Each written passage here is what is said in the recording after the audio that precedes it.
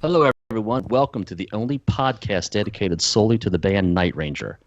But not just Night Ranger, but all things related to Night Ranger, including Damn Yankees, Shaw Blades, Rubicon, and even the solo works by the members. This podcast is for the fans, by the fans of Night Ranger. This show will normally feature three of us, the experts, Josh, Brent, and me. While I'm not really an expert on the technical stuff, I'm a huge fan and I love to talk about my favorite band. Josh and Brent will handle the stats and the facts while I try to keep the ship on path and avoid the icebergs. So let's get started, and welcome to the Night Machine. Ooh. Ooh. Hey, I'm no expert, by the way. I'm not an expert. For the record, WNBC moment. Where am I in the while we're recording this, everybody? I'm going to ask everybody, where am I in your picture, Josh, for them? So if I'm pointing this way, who am I pointing to? Nobody. You're pointing towards Andrew. Okay. But yes. So when I go, this guy, I got some stories about this guy, people. So this quickly, guy, let me introduce I've only known for about a year, so. Josh, you go ahead and introduce yourself. Say hi. WNBC. That's Josh. The psych in front of you, that's my boy Brent. Yeah, I wore this for, there's a couple psychos on the page. I've got a couple Night Ranger shirts I'm going to save for different episodes. So you psychos know who you are. So I wore this tonight. Shouting out. And Andrew Parker? I'm the man. Yeah. So introductions have been done. So quickly we'll start with a little Night Ranger news if there's any. Josh, I don't know if you have any, or Brent if you have any. Well, the biggest thing people are going to have to realize about these podcasts is we're probably going to be a week behind from recording this to when we release it. And with this episode, we don't quite know exactly when we're going to release it, so when you're watching it, this will probably be old news. But the Sammy Hagar Night Ranger tour was officially canceled, so that is no more. That stinks. But I do think Night Ranger announced a date at the Iowa State Fair. So yeah, I think that's all. There's promise then. I mean, there's something coming possibly. Well, yeah, from them. But the only thing it's not promising is that it's in Iowa. Sure. But Iowa does a great, or no, it's North Dakota that does a huge fair every year. Yeah. Sorry. So, and really, besides that, I mean, you have Gary Moon and Brad Gillis working on Brad's solo album. But other than that, it's been kind of quiet. There's a few other things rumbling in the background, but we'll let those be released on their own. Yeah, so the week we're recording this, just for our own continuity, is this is 5/23/2020. Like Josh said, anything by the time you hear this is probably old news, you know it, but just so we have that date stamped on our own show. So we're all here because you guys started this page, Fans in Motion. Josh, you want to talk about what sparked you and how you got this, and actually, what the page is? What sparked it was the rock band Kiss. So I'm also a Kiss collector, and I had a few items up for trade. And Brent contacted me, and we arranged a trade, and we met. It wasn't those. He did. Those. He did. Was he wearing those? He was wearing them. No, I was not wearing which didn't actually bother me as much as the fact that he didn't have pants on. But but I had the garter belt. I had Paul Stanley's garter belt on from '77. All right. Well, that's it for the first episode. I'm quitting. That's fun. That's a mental image. Yeah, I'll even give you some Paul Stanley points. But so we we're going to trade some Kiss items. We got to talking. We found out we were mutually both Night Ranger fans, and he was surprised that I knew as much as I did, and I was surprised he knew as much as he did. And we briefly talked about, he actually brought up the idea of a podcast, and I was a little hesitant on it, but we stayed in contact. We were friends on Facebook. Not much was really discussed after that. And then probably about the middle of maybe April, Brent had sent me, I don't know, a few things for some fan Night Ranger pages. And when that happened, it's like, if I'm ever going to do something like that, this is the time to do it. So, and this is just like the fan page. So I created the group page, and the first person I invited was Brent. And basically, hey, let's do this. And if you want to tie that podcast to it, we'll tie the podcast to it. And we each took little parts to it. And then he's like, hey, I got this this guy I know named Andrew, and he'd be a good addition. So he likes to talk. What was the page? What was the page called for 2 days when it first came up?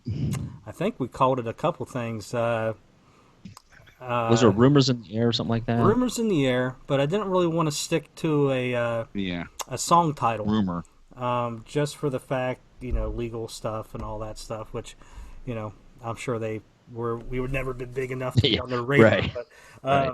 And then, a little play off of them doing the Dawn of Madness. I took the two words that they didn't use, which was, patrol and midnight, and just midnight patrol. We used that for a couple days, and then Brent came up with the Fans in Motions, and it's been like that since. Yeah, that's awesome, Brent. And you guys got this thing started. But Brent and I are both big podcast fans, so we've been bouncing this around. Not a Night Ranger podcast, but a podcast idea. So I'm glad you guys brought me in on this, and fast becoming good friends with Josh, and laughing more than we should about things no one else knows about. Well, they do. They just don't want to admit some of it. Yeah. And Brent, you've been hard at work designing a lot of the stuff that we see on the Fans in Motion page, right? You were the one who kind of really mastered the logo, right? Well, I haven't mastered it. Every time I look at it, I find some kind of flaw I've got to fix. See, what everybody doesn't understand, it does look good for being in Paintbrush and using a mouse. I don't have any kind of graphics page. I just sit there and play with it and play with it and play with it. No puns, please. But no, seriously, like I have logos made for Andy and Josh, and I went back through and I realized that they weren't fat enough, so I made mine fatter, which took a couple hours. So I've got to go back through and redesign Josh's. I got to redo Andy's. But we should have logos. I saw somebody else online had one where it looked like they took it off and made it their own, which I thought was pretty cool. That's cool. I'll tell you. Well, I want to say I love the fact too that when you went with Fans in Motion, you took a, not a really popular Night Ranger album title, but the fans, us, that's a great album, and we'll talk about it later. I know we have later episodes geared towards that, but that really I thought was a great idea. Well, because Dawn Patrol and Midnight Madness are so easy. It defines everything though for the fans. That's why I was when I told Josh, and Josh was like, I don't know. I'm like, Josh, it has to be Fans in Motion. Has to be. Well, and you see, Josh, and you can probably attest to how quickly the page has grown, and the posts that we are getting.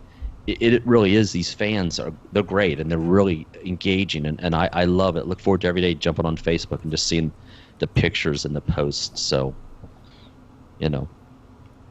it's definitely grown. As we are doing this right now, we are 10 people away from 500. And that's, not bad for just being around for, 6 weeks. Yes, it's not long, is it? So not too bad. I mean, the only downside to creating this page and then doing this podcast is, number one, doing the testing for the podcast and hearing your own voice, and then realizing a webcam puts on about 30 pounds. I've got like 5 cameras on me. If you wonder why, I'm actually very skinny. It makes me think that people are going to think that my work is paying me in pizza and pop and stuff or something. What's funny? Drinking that little black blue, the black blue. Paying me in Little Debbie's. So the more I look at my screen at Josh, I start to think Josh and I could actually maybe be brothers. I think we kind of look alike. It could. What was the name of the milkman in your community? Cliff. Cliff. And it's Borden.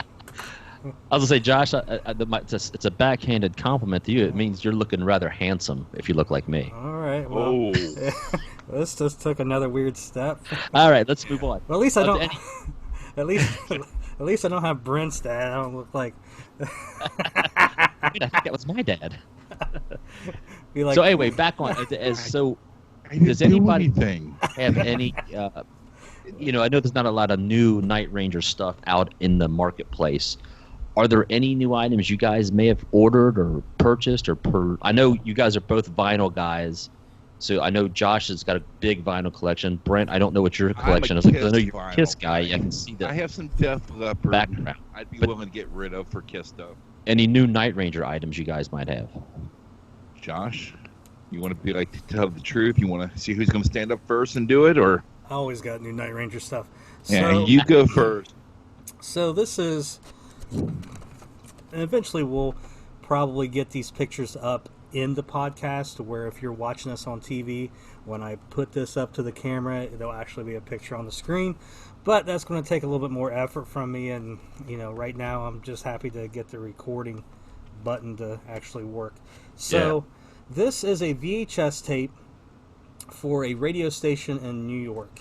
So you can see a little bit of it there. There you go. May 30th, 1997. There's a marquee there. It was never for sale. There's no barcode on it. So, anyways, it's a show at the Ed Sullivan Theater. Wang Chung, John Cicada are there. But anyways, Night Ranger there. I have not watched it yet, but it is probably a good... You'll have to let us know if everybody had fun tonight there. Bam, there it is. If everybody did indeed Wang Chung.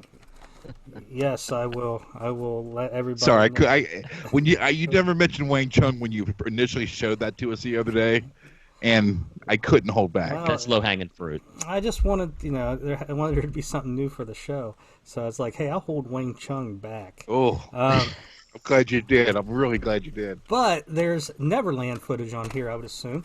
They may not be playing anything off the album, but it will be that era. So, Josh, can we assume is that a live performance of all those bands at the Ed Sullivan Theaters? I'd assume that is. Yeah, that's what it looks. So, superstar performers for the showgram on Broadway include. So, unless they're doing, songs from Oklahoma or something. Brent, you want to go next? You got anything? Okay. Just coincidentally, and normally I wouldn't wait for you all because I cannot. I've been waiting for this package for over a week, and it's been sitting at the post office in the Cincinnati area. Sorry, that's where I'm from. For 2 days, just sitting there. Came today. I had to go to a graduation party, so I figured since we were going to record tonight, I would open it. So you're doing an unboxing. I'm doing an unboxing, yeah. The big YouTube thing. I bought these from the Night Ranger page. Here, let me get it up here. Again, no pun, please. We have... Oh, nice. Vintage jersey. Yeah, the Dawn Patrol, Dawn of Madness version. I have that shirt. And most of you already know what the next one's going to be. 7 Midnight Mass. Y'all see that? Is it right in the middle of the camera?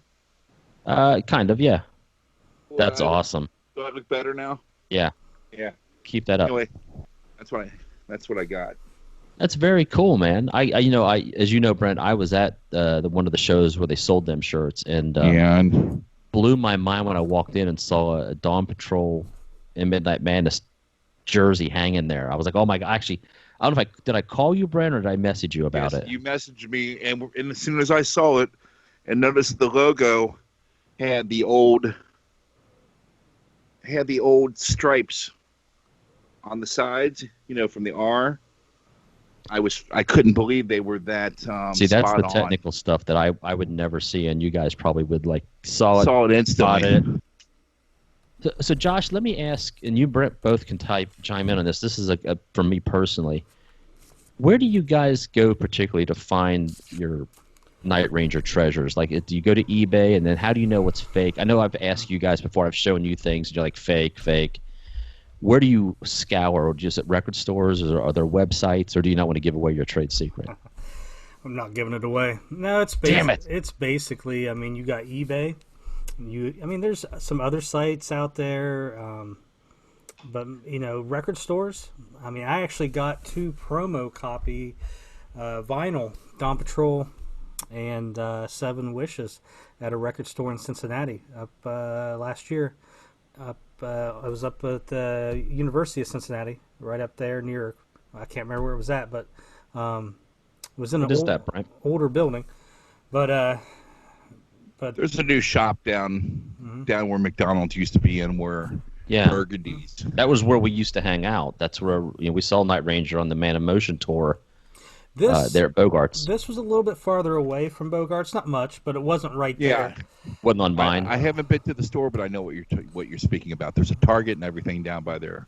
And then another thing I got, and I'm not too much. I don't have much knowledge on it. I think it may be German. It's Belly Music is the label, but it is the cover's not much different. Okay. It's feeding off the Mojo, but the inside it doesn't have the big booklet. It's just the song tracks, and the disc doesn't have the graphics on it. Okay. But it's, like I said, it's Belly Records. I'm not sure when exactly it was released. I got to do a little bit more. But what's different about it is this CD came in a clear case, and it has a design that was never on the Japanese. The tray? Yeah, in the tray. So it's feeding off the Mojo, and it's got kind of Brad in the middle, and it's kind of got that warped look. Yeah. So that's the only time I've ever seen that that setup on feeding off the Mojo. And then the other thing I got, which most people wouldn't care about, is Sing Me Away 45 with the side 1 in small font. Most of the time, side 1 is in large font. That is something I'm sure not many of us knew. So, yeah, just a variation on the label. And there's tons of those, and we'll get into those. I've put a picture up, I don't know, a few weeks ago of 7 Wishes, just all of them on my shelf. And I, made the comment that, I don't know, there's maybe 20 there. That all of them are different. They're all from different countries. Probably half of them are from the U.S., but there's different variations. Basically, make a long story short, MCA had 2 factories that pressed albums.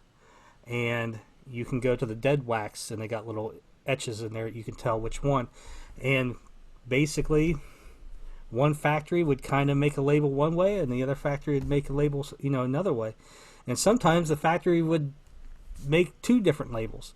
So you would have, so you got different variations. You could hold up 3 different albums that all look the same, but when you dig a little bit deeper, they're all different. Awesome. Brent, you got any secrets on how you find your stuff? Just look. Yeah, just scour the internet's opened it up for you guys. I mean, Brent, I remember going to flea markets and record stores with Brent back when the internet didn't exist, and Brent, he just knew, like, this is an import, this is hard to find, these are easy, you can find these anywhere. And that was back before we had internet. Yeah, that's what I was saying. I was learning as I went, and then when I found out about record shows, I just died. Yeah. It was amazing. College campuses, that was the good place to go. I'd go to High State University, their campus, and you had places like Used Kids Records, you had places like Magnolia Thunder Pussy. Yep. Mm-hmm. And, Singing Dog still there? No, I was at Used Kids last year on Record Store Day. Yeah. So all those places, and especially Magnolias would carry bootlegs. So you had your shops and stuff, and then you had. Yeah, I got my Wicked Lester from there. Yeah. And back then, in 1994, a bootleg CD that would contain 10 live tracks that that would be like $30, $1994, and it's just something that if it was on YouTube right now, you could go play it, but you probably wouldn't listen to it because it's horrible quality. But back then, that was your only chance to. Yep.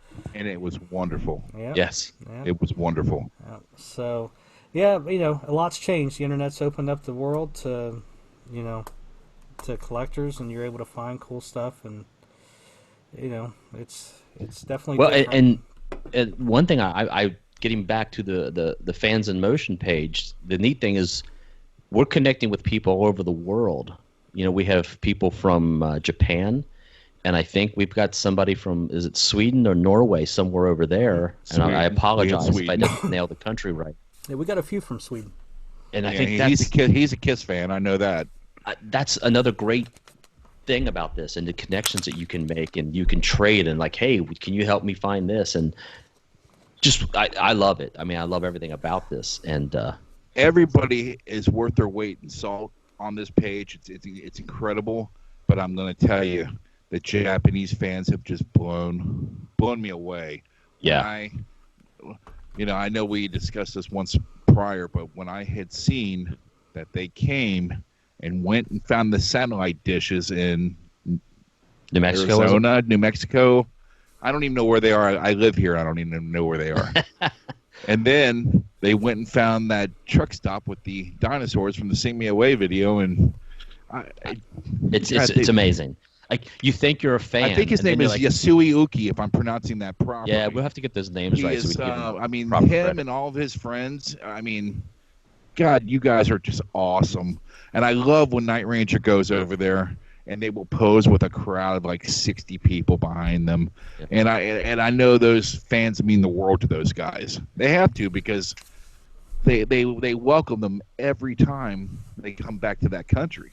It's just great job. That's another thing we could get into later, Josh, as a topic, is their popularity in Japan is amazing. Like, they got to be treated like royalty over there. They're so popular. Well, that was the catalyst to get them back together in 1996. Was they were offered, a good amount of money, to reform and go to Japan, and even early on, you have the 83. I mean, what's great about the band also is we do have good documentation of the classic era. You have 83 Midnight Madness. You have the Seven Wishes tour. You have Japan in Motion. So you have professionally filmed, videos. 2 out of the 3 filmed in Japan, right? Yeah. Yep. So love it. Well, so speaking of the fans, we're all fans. Why don't we tell our stories about how we became Night Ranger fans and how we get to really embrace, in our opinions, one of the greatest bands out there. We'll start with me and Brent, I would say, because Brent and I actually are longtime friends, and we've known each other since, what, Brent, 81-ish? Yeah, 81-ish, 7th grade. Yeah. And so I'll start the story, but Brent, I want you to tell it, most of it, because you've got such a better memory of my life than I do. That's true. Brent and I met because of Kiss. Kiss is the catalyst of everything probably in our lives. And we were in 81, we would have been 11 years old, 82, 12, we wanted to see Kiss. I was a year older than you. Yeah. So Brent's dad was never going to take us to see Kiss. I don't think Claude would have ever done that. Oh. And we were too young to go. We finally wore my father down to take us to see Kiss in 1983, the Creatures of the Night tour. And there was this band opening up that I didn't know who they were, but I'll hand this off to my boy Brent to tell the story of a night that changed 2 little kids' lives in Dayton, Ohio. Yeah, I was hanging out with an 11-year-old. Can you believe that? Anyway, yeah. No, I was 13 when we were at the show. So it was January 9th, right? 1983. Yeah, I had just gotten MTV, but a local radio station here, WEBN, which is there's a famous bootleg floating around from that era from WEBN. They were playing the heck out of "Don't Tell Me You Love Me," and I loved the song. Well, of course, when I saw the video, I loved the video, and So I thought they were really, really great.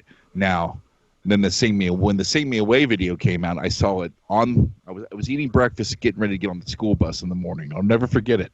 I got to Andy and told Andy, I just saw the new Night Ranger video.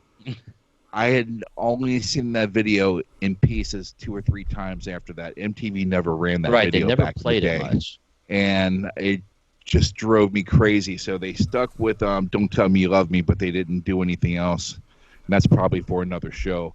But in any event, I found out Kiss was coming to Dayton, Ohio. Dayton is about an hour road trip from Cincinnati. And when I found out that Ace Frehley wasn't going to be there, that a guy named Vinnie Vincent was playing, Andy kept telling me I was crazy. I did not believe you that Ace wasn't going to be there. I'm like, Andy, it's a guy named Vinnie Vincent. Ace got in a car accident. He didn't. He had already quit the band, but they told everybody. And I don't know how I found out. I think I saw it on MTV, a little news clipping, which I can't believe they discussed the band Kiss. Right. But anyway, long story short, found out that Night Ranger was opening. The minute I found out Night Ranger was opening, I was at my grandparents' house spending the night. My grandma and grandpa always gave me a few, whatever change they had. So I'd saved it up. I walked down to this store called Record Theater. Yeah, Surrey Square. Yeah.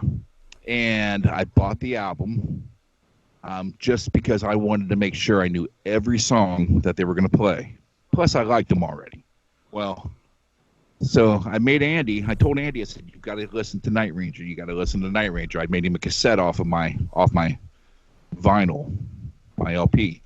And I don't know how much he liked them going into the show, but all I know is when they came on stage and Kelly Keagy's drum set was to the right, we couldn't figure out why. We figured because Kiss had this big stage. Look it up, 1983 Creature Store.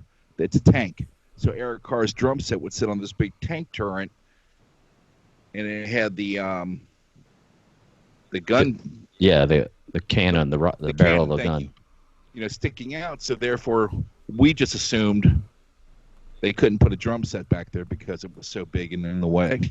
Then we, start seeing all the other stuff that he really sits to the side, and we couldn't figure out why. But I loved it. I think that's one of the greatest setups on the stage ever because Andy and I both play drums. And when you play a small little place, you get no love because the singer is always dead in front of you and nobody can see you. Nobody can see you at all. So you can pick your nose, you can pick your butt, you can do whatever you want. As long as you stay in beat, nobody's going to see it. True. So that was how our love for Night Ranger began. Like I said, it was a music first, and then actually getting to see that rare. They were only on tour with Kiss for a week and a half, I think. Was that all it was? So we were very lucky to see them. And there's been some other people on the page that have commented they saw Kiss, and I had found that one ticket that from Ticketron. They had Kiss with Night Ranger. Yep. Ours doesn't show that.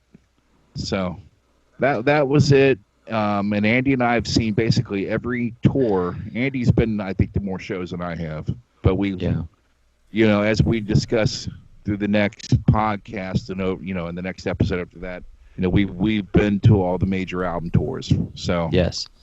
Yeah, and I'll say, let me piggyback on that, Brent. I mean, Kiss was the main reason we went to that show. But, man, we walked out of that arena. And for a shocker of all shockers, Brent and I were not the coolest kids in the Amelia junior high at the time. But, man, we thought we were the coolest kids because we knew Kiss. We saw Kiss in makeup, and then the final makeup tour for a long time. But then we discovered Night Ranger, and this band became so important to me and Brent. And then every tour after, every album after me, and Josh, you'll know this, and all you fans that are watching this, the albums are just so good. I mean, Midnight Madness and Seven Wishes and Big Life, and we were there. And we'll speak of this later, Brent, but you'll have to tell the story of camping out to get front row for Night Ranger at Riverbend when we didn't really need to, apparently, but we did. So, but that was it. We love them, and we've been friends and still best friends ever since. But Josh, you're a little bit younger than Brent and I, so tell us what happened. I'm 51 now. Andy, I'm 50. Josh, I will be 43 in a little bit over a month. So our timeline's off. So that's what's going to be so fun about this show as well. So I was 7 years old in 1984, and I'm going to assume it was early 1984. It could have been 83 possibly, but I've always been into music. 1980, I guess I was really into Billy Joel Glass Houses. There's a story like when my stepdad. Who wasn't though? When my great album. We got to remember I was 3 years old. My stepdad, who wasn't my stepdad at the time, was watching me, and I kept asking for Bojo, and he's like, "What the hell's Bojo?" I was crying. I wanted Bojo, and it turned out it was my Billy Joel album. I wanted to go put it on my Fisher Price record. Anyway, so I was always into music. Wow. So I still remember watching MTV kind of when it first came out. I had an aunt and her friend who are 10 years older than me. So if I was 4, they're 14. So I still remember MTV being on and watching the Bugles, or the Bug, whatever. The Bugles. Yeah. Video killed the radio star. I don't think it was obviously the first time that that it played. But the Bugles was the commercial they would run. So what? But I remember that being in rotation. All right. Yes. So that had to be pretty early on. So I just remember that, like I said, I was probably 7 years old, and my aunt came out of her room and she's like, "Hey, there's this band I want you to listen to," and I'm probably playing Atari or something, and I was like, I'm not gonna, I'm busy. Leave me alone. I'll listen. You got a bad game of Pong going on. You can't stop that. So. The next day, she's either at school or, it was a weekend or something. I went back in her room and I found those 2 albums. It was Dawn Patrol and Midnight Madness.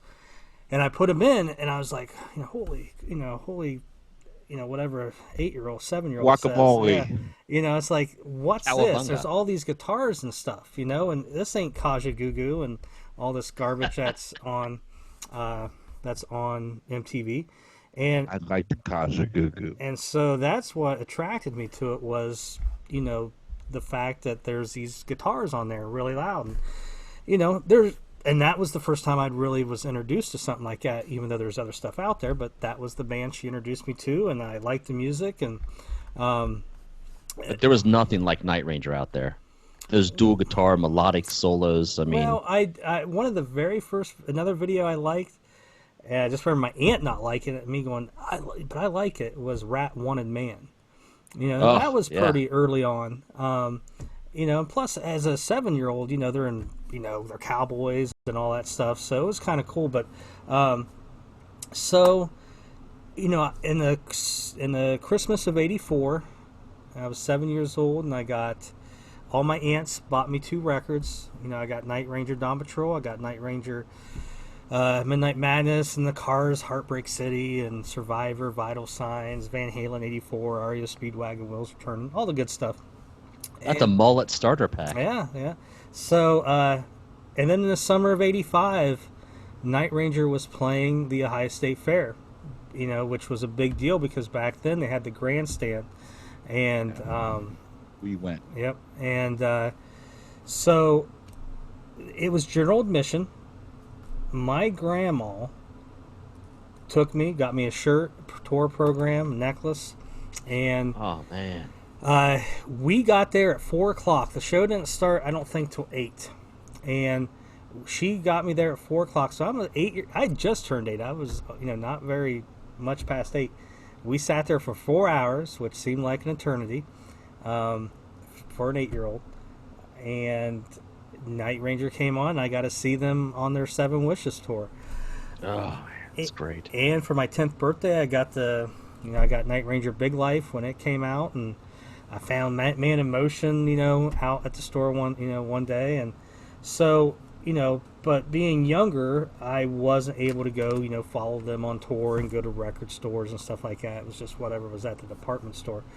And then I got to see, the Night Ranger era in the 90s, in 93, and then on my own, I was able to go see them in 95 a few times. And that's where I really got to know, I won't say to know the guys, but I mean, I got spent a lot of time, talking to them before shows and after shows. This is before the age of meet and greets. In 95 and 96 when they were back with the original members, and the 97 show at the Newport, I got to meet them a lot and talk to them all and ask them real deep questions and stuff. And but yeah, that's basically how I got into Night Ranger. Was my 14-year-old aunt and her friend, and they liked them, and I, as a kid, that's just what I gravitated to, and what's really made me stick with them is, I like the music and I like their, the albums and stuff, but really just the live shows. You just go and you're going to have fun, and that's what really has made me stick with them.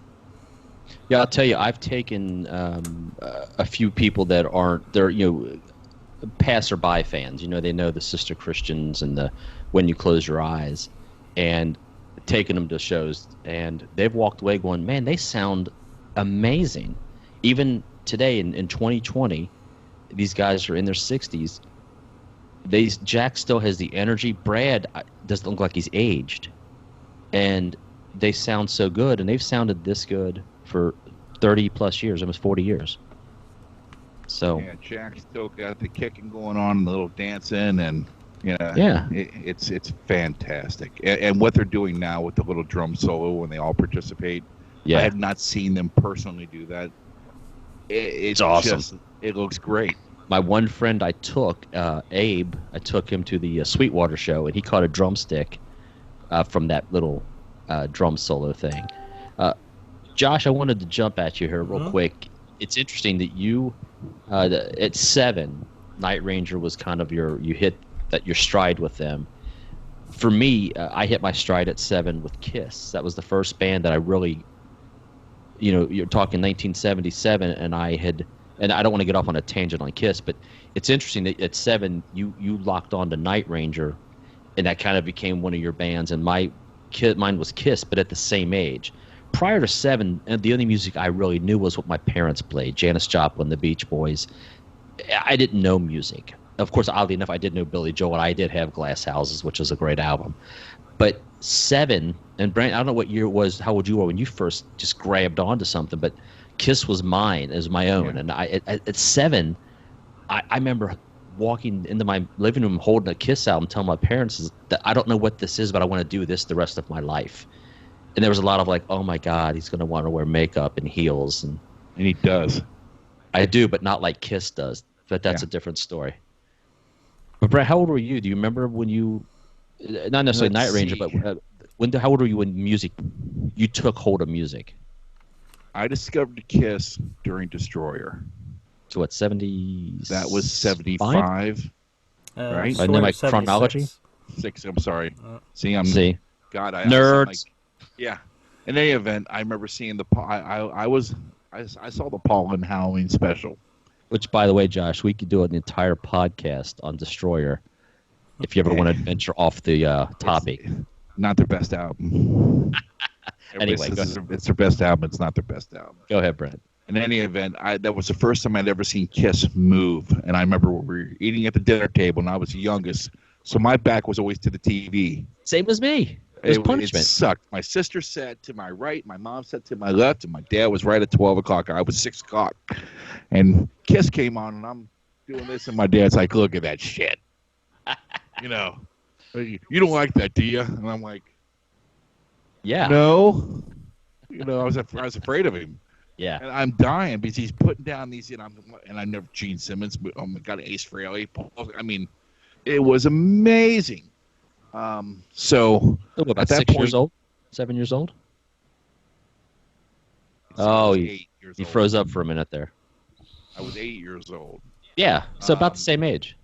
So at that point, I knew that I wasn't allowed to have them. So a kid down the street had all the albums, and I take my little tape recorder in with the 5 buttons on it: record, play, rewind, fast forward, and stop and eject. How many buttons is that? And we'd go in his bedroom. We'd put the needle on the record, hit record, and you'd hear our footsteps on the cassette tape trying to sneak out, and the door shut. And he'd have a speaker in the window, so we knew when it was going to end. We'd go in there and we'd flip the record over, press pause. So I was secretly having these. I was bootlegging Kiss when I was a kid. Until then, but Kiss was my gateway drug, definitely. Mine too. And they're still my everything. But right around early teenage years when I discovered Night Ranger, I'd already been listening to AC/DC before that, and I had Billy Joel Glass Houses as well. I bought it at the Gold Circle. I'll never forget it. Great album. It's a great album. End of the day. All for Lena. I used to love that song as a kid.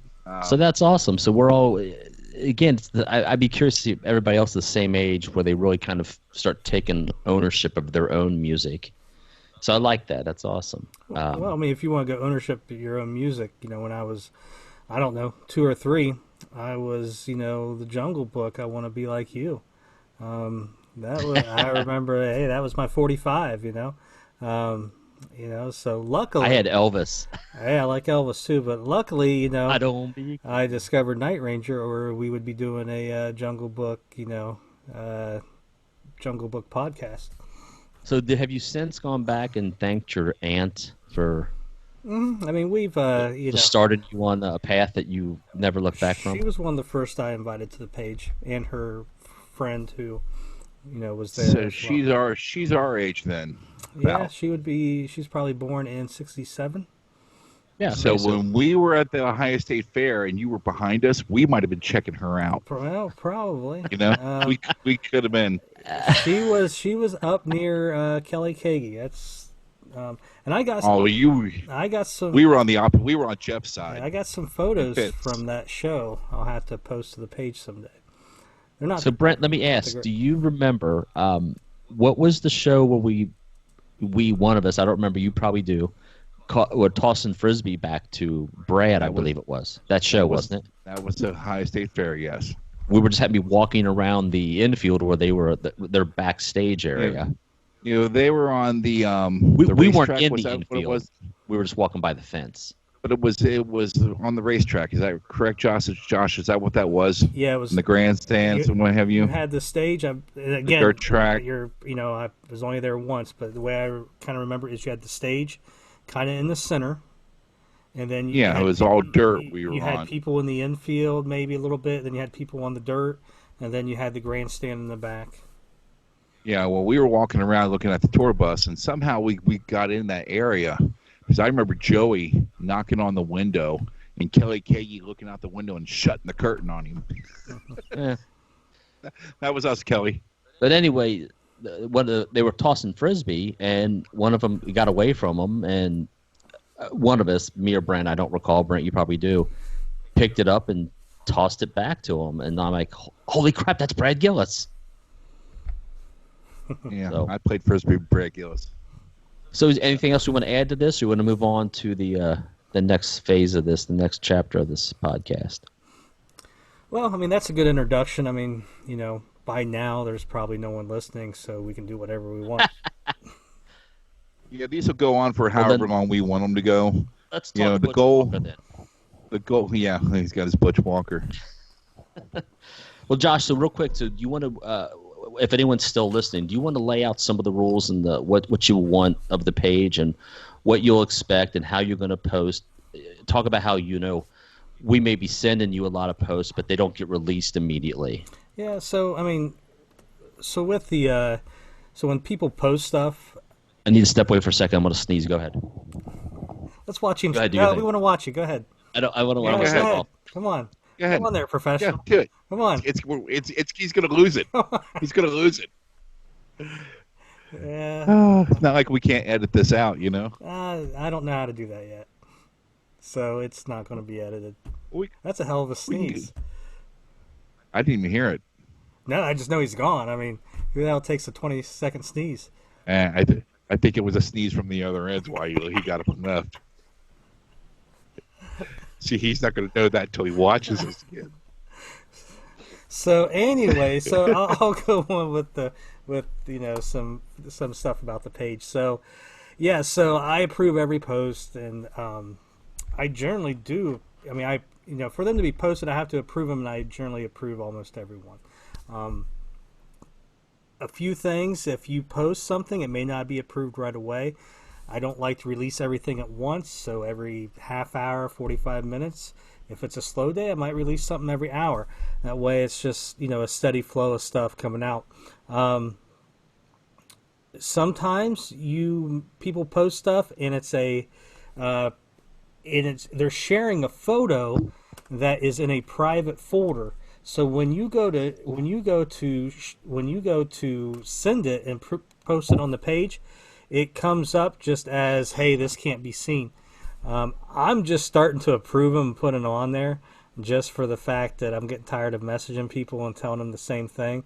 Eventually, I'll probably just start deleting them, and people are just going to have to figure that out, because no one wants to get an alert for something and then go to it and it's just something they can't see. So just make sure if you're sharing something that you're not sharing it from a private folder to a public page, because it won't show up. Save the photo to your phone and then post it directly onto the page. It's probably the best way. So, like I said, just if you post something, just give it time. It'll show up on the page. And as for roles and stuff, I don't have a lot of roles. I mean, the biggest one is don't be an asshole. Just treat people. Don't type stuff on there that you wouldn't say to someone's face. That's probably the easiest thing. And the page is for every era, every lineup, every member. So if someone's posting about whichever member, and you don't like that, you don't like that era, that member, or that album, we don't need to know it.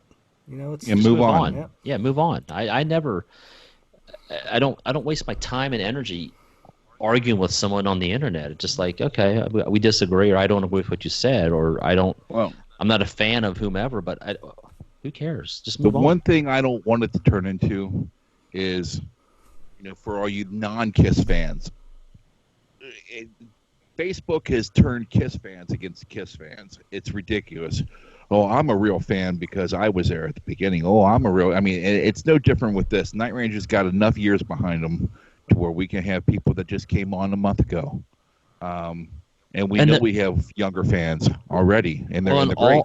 All the eras have great music. There's no reason to knock Gary Moon's But they era. never saw the original lineup, Andy. They don't know what they're missing. Give me a break. It's like, we saw the I don't know, the Moon Ranger concert. It was great. I mean, there's no reason for it. Well, and it's not just that era too. I mean, you got or Jeff Watson, or if you don't like Jeff Watson versus Joel or Carrie or any of that. Yeah. And like I said, there's no need for it. It's 2020, and we still have Night Ranger. I mean, who would have thought? We're lucky. Who would think at 42 years old? I remember getting Metal Edge, old rock magazine, right? And they would have birthdays, in it. I'm probably, 14, 15 at the time, and I remember seeing that Brad Gillis was 39, and I'm like, what the fuck? I got, what's he going to do, in 6 years? How much more time left? Yeah, and so that's just how I look at it. It's 2020. We have, Night Ranger. We're lucky that the last 10 years have been as great as they've been. We've gotten a lot of studio albums, a lot of live albums, acoustic albums. Shows, great concert tours. So, and we got a lot of stuff in the back catalog. We're lucky that we got 5 studio albums from the classic era, and we got, Mojo and Seven, Neverland, and, we got all that stuff that, can, just keep you busy. Just listen. We got Don't Let Up. I mean, we got we got the 3 new studio albums. Oh, so. Incredible. Dude, give me comfort me any day of the week. What a great song. And we got Hole in the Sun. So hey, real quick, before I forget, I just popped in my head. We were talking about all the different eras. Did anybody see the short run of Reb Beach? Well, there was an era before that. Did you see? Who was the guitarist before that? I don't even know the guy. Brent, did we see Reb in Brooksville, Indiana, or was that Joel? I never saw Reb Beach. Okay. I didn't even want to see Where'd my you see winger. Reb at? I saw Reb. I like Reb. I think Reb's a great guitar No, player. I like Reb. I just didn't want to see Winger. Oh. Well, who was you saying though was before Reb? There was another guitar player, wasn't there, right before Reb? I don't think so. I thought Reb came in right after. No, I thought there was somebody that was there for like a month. See, that's why I thought. This is why I'm not. This is why I'm not an expert. Reb was just a very short. Or was window, it a keyboardist? Was there a keyboardist that was right before Christian? That I don't remember either. I mean, I don't. There's somebody that was in there just very briefly. Well, I mean, Michael Lardy was there. Yeah. Well, Michael Lardy was there. Yeah, I mean, Man Emotion. No, that was Jesse Brad. No, Jesse Brad. Michael Lardy was there from like 2003, going into probably a little bit into late 06. And we never saw Michael Lardy play with them either, Andy. I saw Night Ranger in 2004. And that would have been the original lineup minus Fitz with Michael Lardy. And then I saw them in September of 2007 in Nashville, and that was with Red Beach and Christian Matthew Cullen. It was with those two guys. And there's actually a funny story. I was very intoxicated at that show. And with some Labatt's?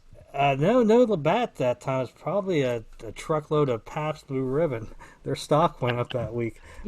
Classy. But Milwaukee's best. I like Milwaukee's best too. Anyway, so we go to the meet and greet. And like I said, me and my buddy are pretty damn hammered. And we're the last ones in line. And I showed him my Night Ranger 7 Wishes tattoo. And they were all awesome and taking pictures and stuff. So if you've ever been to the Wild Horse Saloon in Nashville, I know where it's at. It's got 3 levels. All right. Mm-hmm. So at this time, we had talked to the band. We were last in line. We talked to them a little bit longer because I had the tattoo, and they were all, we just bullshitted with them. So the people working there had left, or kind of guiding people through the meet and greet. So me and my, they're like, okay, we gotta, go do stuff. I'm like, all right. So we start to leave. We don't know where the hell we're going. We're upstairs, on the 3rd floor, looking around, and I'm just kind of, leading my buddy, and I kind of look at this elevator, and I'm like, well, I'm thinking in my head, I guess, well, I don't know if we're on the 3rd floor or the 1st floor in a basement. I don't know anything, at that point. So I'm like, well, we'll just go here, and I get in, and I look, and Red Beach has followed us, and he's like, and he's about ready to get in, and he's like, where are we going? And I'm like, I don't know where we're going. I was like, I'm going to hit floor number 1 and see if that's where I need to go. He's like, oh, I'm not supposed to be following you? I'm like, all I can think is I am the last person right now. You should. So this is Reb asking Reb you where Beach, we're going? I didn't know he had followed us out. I don't know. He just got out of the boiler room is what happened. And hello, Cleveland. So, and you know what? He wasn't in the in one of my group picks with the band. So maybe he had come in late and, hadn't really seen, the fact that I was probably pretty intoxicated and just seen us leaving the band thinking that, we had, I don't know. I don't know what he was thinking. I don't know why in the hell. He shouldn't follow me sober, let alone in Nashville intoxicated. But, yeah, I just remember Reb, you don't know, where are you taking me or whatever he said. And I'm just like, all right, am I that drunk? Is Reb asking me this question? But yeah, that was September of 07. That was that's great, man. That's amazing. That was Reb Beach and Matthew on keyboards, and that would have also been about the same time that the live album from Japan was released with Reb on it. Yeah, that's great. Love it. And they were playing stuff off of Hole in the Sun. That would have it shows up at that show. They played at least one track. You're going to hear from me, I think, is the track they played. Yeah. Yeah, we heard that when we were somewhere in Indiana on that city street. That what's that, Brooksville? That was great, man. That's what they opened with on that. Street festival. Did you go to that, Josh? No. And that would have been Joel, because I remember we saw him, and we're all like, who's that guy? Like, he's phenomenal. And I thought we were going to see Reb, so here's what I know. I remember when Joel joined Night Ranger, I had him as a friend on MySpace, and easy, cool guy. And I sent him a message congratulating him, for joining the band, and he actually, of course, this is his career just getting started. This is for everything. You know, he wrote a big long message. I might have been the first one to congratulate him. I don't know, but you know, he was definitely like, "Hey, thanks, man. I hope I do a good job, and I want to learn all Jeff's parts." And you know, I should have printed it off. I mean, I may have it somewhere in the. You can still, your account's still active. No, I've been getting. I had to leave. It was like going on MySpace. I logged in on it, you know, years after. It was like going through like a bad neighborhood in Detroit. You know, it's like, you know, I think I'm just going to delete this thing. But I tell you what, I liked MySpace a lot for the fact that I found a lot of good music on there. Yep. And you learned. I did too. You learned a lot about people because people would go in there and they would design their pages, and you know, it was just cool to go. You know, people wrote blogs. It wasn't just memes and garbage and stuff. So arguing. Yeah. So I liked MySpace, but that's another. Well, there was arguing. If you know, if you arranged people in a certain order, and people. I never had. I never got a tip because I wasn't your number one person. You know what? You could. I remember that. You could get a little code to put in your whatever thing, and you could make a top 20 or a top 30. I like the top 8 because it let me know. It was like college football rankings. Like I knew, like if I was in this girl's top 8. And then all of a sudden I wasn't. I'm like, I fucked up. So I had to go through and think, you know, what did I do? Or if I was in some girl's top 8 all of a sudden, I'm like, hey, now I got a chance here. You know, let me bring over a 6-pack of blacks. Chance at a maybe. Yeah. So you knew where you stood, you know, with the top 8. That's what I liked. So do we have anything else? Or we want to kind of wrap this one up. You want to tease the next episode, or? Well, let's do a few things. Yeah. Let's do. You know, for anybody that's still listening, you know, throw out some suggestions of what you would like a topic to be. We are going to obviously cover every album. We're going to cover different subjects, live shows. We are going to cover, you know, the releases. You know, okay, how was Seven Wishes released? Here's, you know, cassette, vinyl, and the different variations. You know, we'll do scenarios of, you know, top 3 songs off each album. We're going to do all kinds of, you know, cool stuff and get get everybody on the page involved. But, you know, go on there and, you know, make some comments of what topics you think would be cool to discuss, or maybe some stuff that you have an interest in knowing that you can't find out. I've had a few people, you know, message me, and you know, a good topic is, or something they would ask is, why did Fitz actually leave the band? You know, there's a little bit of a complex answer to that. So go in there and make a comment, you know, if you got suggestions of what you would like to hear. If you have watched all of this video, you know, tell us what you liked, which probably won't take much typing, but tell us what you didn't like. You know, if we need to blacken out Brent's screen, I mean, it's something that we can look at. Hey, I don't second that. You know, poor Brent. You know, here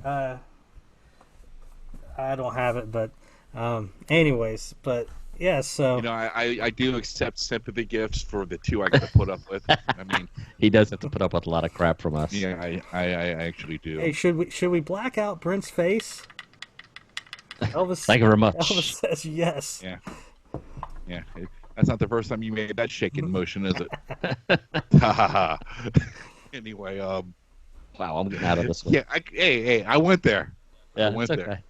It was like somebody, when I asked the other day, if you were handed 7 wishes, would you, you know, what would you wish for?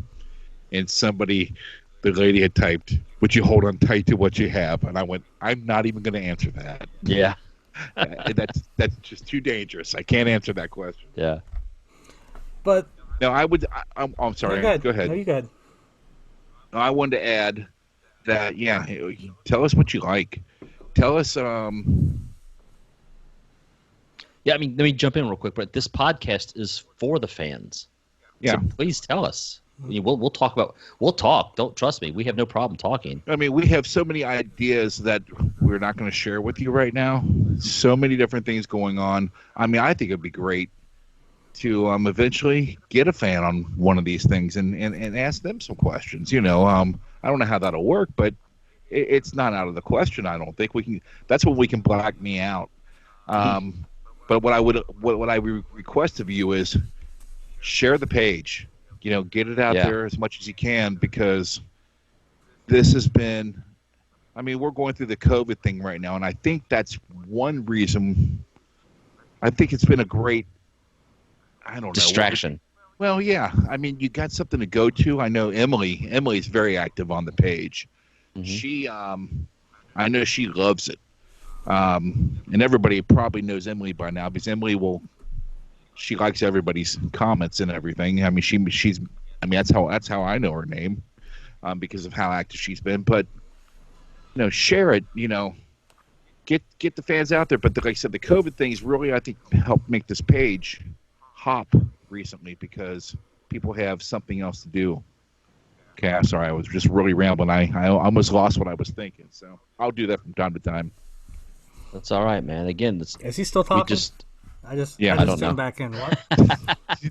I think he muted me. The good thing is like just to piggyback on you there, Brent, is we're just fans, just like everybody else, and we got all kinds of stuff we want to talk about, but there's almost 500 other fans out there on this page. You got something to say. You got a story to tell. Share it with us, or give us an idea. Because you've got a topic we haven't thought of. I mean, I have my top 50, 60 Night Ranger songs whenever you guys want to hear them. I've already got my songs ranked out in Brent's order. Got his broken down by Kelly songs, Jack songs. I've got the file right here. And we were doing this for fun. We weren't doing this for any reason except just to argue with each other. Back when you and I were talking about 2 years ago, when we started playing around with podcasting, we were coming up with all these ideas, and I went ahead that Monday morning, and I got the discography out, went through everything, did broken down by Jack and Kelly, then put them in the order the way I liked them. So, and we'll see. Yeah. We'll see what's coming on that. And Andy, you said earlier in the podcast that maybe we were Night Ranger experts. I prefer more historian. I mean, there's a lot of stuff we don't know. Especially me.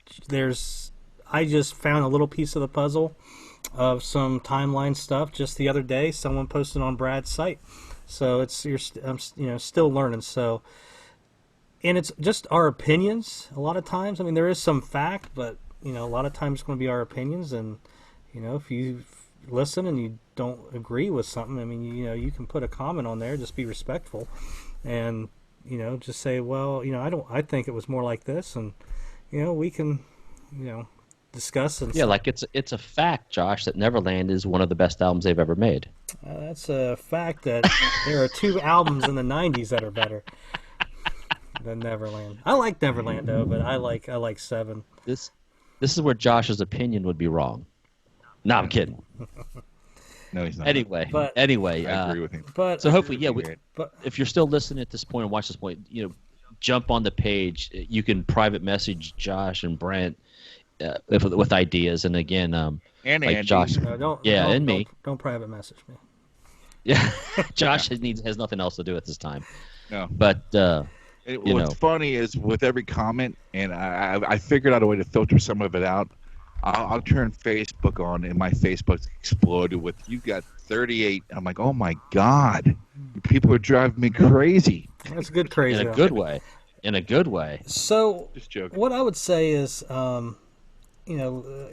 us getting ready to end this, is we're going to cover all the albums. We're going to talk about all the good stuff. This episode will be the worst episode because it was about us 3.